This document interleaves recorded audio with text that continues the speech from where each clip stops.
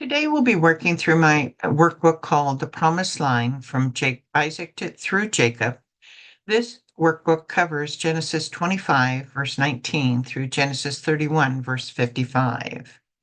We have in the table of contents, we've already worked on the first 7 chapters.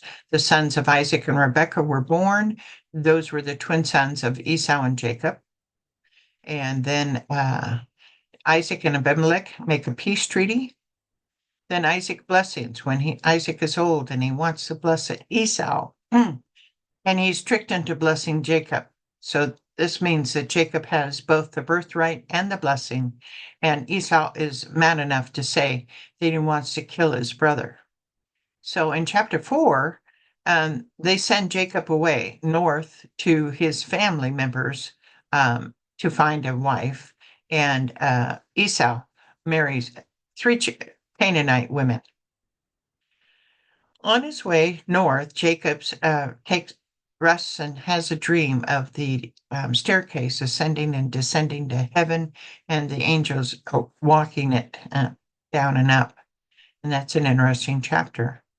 In chapter 6, when he gets into Haran and he resides with his uncle Laban, he marries Leah and Rachel. Rachel is the one he wants. Leah is the one he was surprised into getting, and he also they also come with their attendants. And chapter 7, we have the first, actually 11 children born, not 12. The first 11, well, no, you're right, 12. Yeah, that's right. I forgot about the daughter. So the first 12 children are born.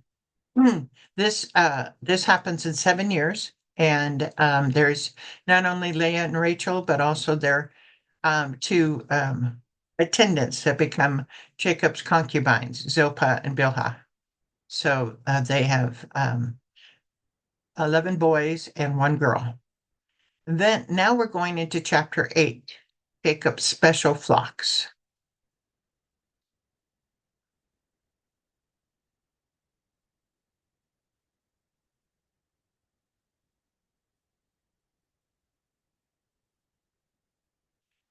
Jacob's special flocks, Genesis 30, 25 through 43. So the scriptures start, Genesis 30, 25. After Rachel gave birth to Joseph, Jacob said to Laban, "Send me on my way so that I can go back to my homeland. Give me my wives and children, for whom I have served you, and I will be on my way. You know how much work I have done for you." After Rachel gave birth to Joseph, what did Jacob say to Laban? "Send me on my way. I want to go back to my homeland." Therefore, we know that this is the end of the 7-year period that Jacob promised Laban to be able to marry Rachel. Who will be going back with Jacob when he leaves? So Leah, her sons and daughter. So the first 4 boys born were Leah's: Reuben, Simeon, Levi, and Judah. Then she had Ishkar and Zebulun, and then she had a daughter named Dinah. Zilpah, a concubine, and her 2 sons, Gad and Asher. Bilhah and her 2 sons, which is Dan and Naphtali. And then Rachel and her one and only son, Joseph. Her second son won't be born until they're in the land of Canaan. The scriptures continue. But Laban said to him, "If I have found favor in your eyes, please stay. I have learned by divination that the Lord has blessed me because of you." He added, "Name your wages and I will pay them." What does Laban hope that Jacob will do? Laban hopes that he will just stay there and work for him. How did Laban learn that the God of Abraham has blessed Laban through Jacob? By divination. What does Laban mean by divination? The biblical definition of divination is the act of seeking knowledge of the unknown through supernatural means. Supernatural here meaning from the occult practices and not from God. I know that Laban is an idol worshiper, mostly from when he pursues Jacob and his family for his stolen idols in Genesis 31, which we will deal with maybe in this book. Would divination, which is not from God, tell the truth about Jacob and Laban's blessing? If so, why? If not, why not? It can. God can use anything. He's not limited by the fact that it's not being used by properly. Jacob already has a family. What could he need now? At present, you may think that he doesn't need anything, but he actually has something that he does need. Um, so we'll see what that is. Despite Laban being an idol worshiper, we see that Jacob has continued to believe in the Lord, the God of Abraham and Isaac. How do we know this? Well, just from this scriptures, we see that Laban knows it by divination. But we'll see more of it as we pursue the story. Jacob was not really tested the first 77 years of his life when he lived with his father. Now, how is he being tested while he lives with Laban? He has to work. He's had to work for 14 years to have both of his wives, and he lives on someone else's household who is not a believer of God. The scriptures continue. Jacob said to him, "You know how I have worked for you and how your livestock has fared under my care. The little you had before I came has increased greatly, and the Lord has blessed you wherever I have been. But now, when may I do something for my own household?" And then Laban asks, "What shall I give you?" Has Laban benefited from Jacob's care of his flock? Absolutely. Who does Jacob attribute the increase in Laban's flock to? The Lord. Jacob worked for Laban for 14 years for whom? Both Rachel and Leah. Now that the contract is completed, Jacob is interested in working on what? Something for his own household. Eager to keep Jacob working for him, what does Laban ask Jacob? What shall I give you? Consider for a moment the thoughts both of these men could be having. For Jacob, he knows Laban is a manipulator, having Jacob work for 14 years for the 7 he agreed to. For Laban, he knows Jacob is a good worker, and he was able to manipulate him to work longer for him. So how can he manipulate him again? Do you think Jacob will be wiser in this transaction? Yes. Do you think Laban will try to manipulate Jacob again? Absolutely. Who do you think will win this negotiation? If Jacob is working under the Lord, Jacob will. We'll see. Scriptures continue. "Don't give me anything," Jacob replied. "But if you will do this one thing for me, I'll go on tending your flocks and watching over them. Let me go through all your flocks today and remove from them every speckled or spotted sheep, every dark-colored lamb, and every spotted or speckled goat. They will be my wages, and my honesty will testify for me in the future. Whenever you check on the wages you've paid me, any goat in my possession that is not speckled or spotted, or any lamb that is not dark-colored, will be considered stolen." Of what flocks, what types did Jacob want? Speckled and spotted. Would it be Jacob or Laban that will go through and pull the lambs, sheep, and goats? Jacob. What is the test of Jacob's honesty? If there are any that are not speckled or spotted or dark, then they'd be considered stolen. According to the end of Genesis 30:30, what is this accomplishing for Jacob? Something for his own household.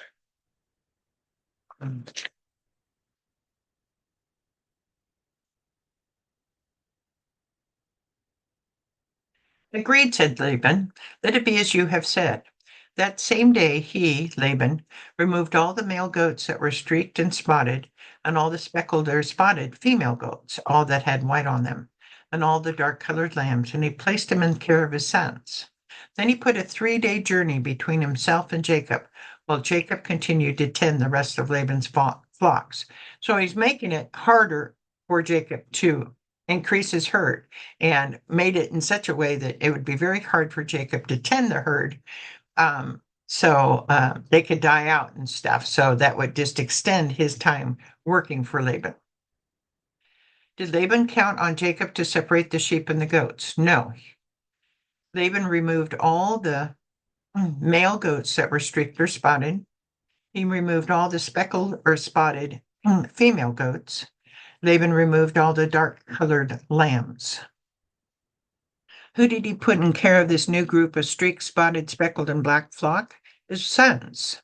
We don't know anything about Laban's sons. They never come into the conversation. What was the distance he put between the flock he was going to give Jacob and his flock he was going to keep? 3-day journey.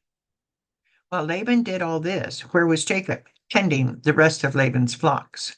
Laban thinks he's manipulated Jacob again, but he does not figure in the hand of God. Scriptures continue. Jacob, however, took fresh cut branches from poplar, almond, and plane trees and made white stripes on them by peeling the bark and exposing the white inner wood of the branches. Then he placed the peeled branches in all the watering troughs, so they would be directly in front of the flocks when they came to drink. When the flocks were in heat and came to drink, they mated in front of the branches, and they bore young that were streaked or speckled or spotted. All the streaked, speckled, or spotted were removed. How does Jacob get streaked, speckled, or spotted from solid colored white sheep and goats? First, it's genetics. Even if there were white sheep and goats, it does not mean they do not have streaked, speckled, or spotted in their genetic pool. We'll see that on the next page. Second, it's through herbal medicine that we see here. And lastly, as we see by Genesis 31, 10 through 12, below, it's through the direction of God. Let's read that. Genesis 31, 10 through 12. In breeding season, I once had a dream in which I looked up and saw that the male goats mating with the flock were streaked, speckled, or spotted. The angel of God said to me in the dream, Jacob, I answered, here I am. And he said, look up and see that all the male goats mating with the flock are streaked, speckled, or spotted, for I've seen all that the Laban has been doing to you. What trees did he get the freshly cut branches from? Poplar, almond, and plane trees. What did he do first to the branches? He peeled them back, exposing the white inner wood of the branches. Then what did he do with the branches? He put them in the watering troughs. Several sources claim the poplar and almond trees have medicinal properties for both humans and livestock. There are several scientific journal papers that mention that the particular trees from which Jacob peeled sticks supposedly cure urogenetical problems, reduce fevers, and work as anti-inflammatories and aid in reducing reproductive orders. All of these would make animals healthier and more likely to produce healthy offsprings. And these come from answers in Genesis. So here's a side study on how you do genetics this way. Basically, if you see on the graph here, you have 6 different combinations of parents. Solid with solids, mixed with mixed, solid with mixed. Okay. On the graph to the right, find the parents in the 3rd and 4th row. Those are solid and solid with mix and mix, right? Both of these are solid colored parents mixed with spotted colored parents. From 3 and 4 are their solid color offspring. So yes and yes, okay? If their offspring were a solid color and you were not keeping records, would you know by just looking at them that they have genetics of spotted colors? No, you wouldn't. You wouldn't know just by looking at them if they're from mixed parents. So just using genetics, if you knew the lineage, can you get spotted animals from solid color animals? Yes, if you knew the lineage, you could tell that even if it was a solid color, it has a mixed in its heritage. Now include the God factor. Would God want to bless Jacob? Yes. So would God improve the odds of Jacob breeding sheep and goats that Jacob could keep? Definitely. Time-wise, we know that sheep and goats can have 2 pregnancies a year, although it's usually once a year for the health of the sheep or the goat. So this also tells us that Jacob will stay with Laban for at least a few years. We'll find out later that it's about 6 more years. Scriptures continue. Genesis 30:40. Jacob set apart the young of the flock by themselves, but made the rest face the streaked and dark-colored animals that belonged to Laban. Thus he made separate flocks for himself and did not put them with Laban's animals. This verse is a little confusing, so we'll break it down. Jacob set apart the young of the flock by themselves. This would be the offspring that was just produced by the now new herbal method, so streaked, speckled, and spotted. They were separated as they are now Jacob's flock, and he wanted to make sure they did not mate with any of Laban's flock that is still solid colors. 2, he made the rest face the streaked and dark colored animals, that is, those that are streaked and dark colored in their gene pool that belongs to Laban. With just facing and therefore always seeing the animals that had that gene pool work, although we have evidence that what we see affects our libido, just notice the effect of X-rated films, more likely it's influencing who the animals were to mate with. Obviously, he was successful because he could continue to separate the flocks for himself. When you depend on God, the odds are always in your favor. So the scriptures continue. Genesis 30:41. Whenever the stronger females were in heat, Jacob would place the branches in the troughs in front of the animals so that they would mate near the branches. But if the animals were weak, he would not place them there. So the weak animals went to Laban and the strong ones to Jacob. In this way, the man grew exceedingly prosperous and came to own large flocks, male and female servants, camels, and donkeys. So obviously, one answer of the flocks that were 3 days away were that he got male and female servants to tend those flocks. Wow, he couldn't reach them every single day. Aside from gene pool and herbs, what else did Jacob do to strengthen his flock? He would mate near the branches, except he would mate the strong ones near the branches. Did Jacob become prosperous? Yes. What else did he obtain? Male and female servants, camels, and donkeys. What can we learn from Jacob? What can we learn from Jacob?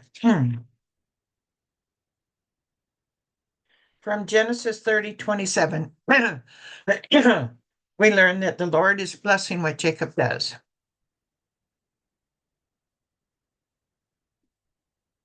From Genesis 30:33, we learn that Jacob is honest.